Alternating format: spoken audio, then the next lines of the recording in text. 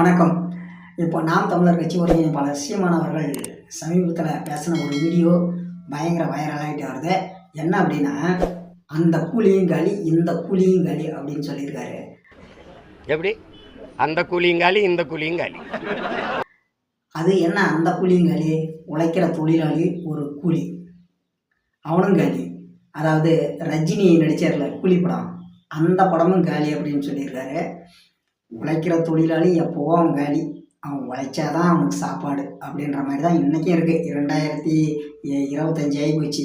இன்றைக்கி அவனுடைய நிலைமை அப்படி தான் இருக்குது. வேலைக்கு போகாமல் அவன் வீட்டில் இருந்துட்டானா அவனுக்கு வந்து சாப்பாடு இல்லை, அவனுக்கு குழந்தைங்களுக்கு துணி மணி நல்லது கெட்டது அவனால் பார்க்க முடியாது.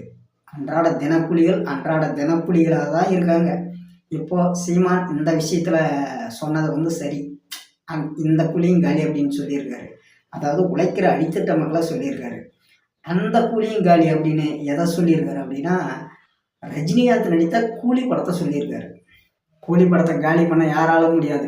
முதல் நாளில் 150 கோடி வசூல், 2வது நாளில் 200 கோடி வசூல், 3வது நாளில் 300 கோடி வசூலுன்ட்டு பத்திரிகையில் போட்டு தள்ளுறாங்க. கூலி படம் காலியாம். தூய்மை பணியாளர்கள் இங்கே போராடிட்டு இருக்கும்போது கூட நம்ம ஐயா முதலமைச்சர் ஸ்டாலின் கூலி படத்தை போய் பார்த்துட்டு வந்திருக்காரு.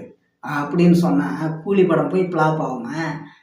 எந்த அளவுக்கு அது கதை இருக்கும் அப்படின்ட்டு நம்ம ஐயா முதலமைச்சர் போய் தேட்டரில் படம் பார்க்கும்போதே நம்ம தெரிஞ்சுக்கணும், நம்ம புரிஞ்சிக்கணும். அப்படின்னு சொல்லும்போது அந்த கூலி படம் போய் காலி ஆகுமா? அண்ணன் சீமானா புரியாமல் பேசிகிட்டு இருக்காப்புல.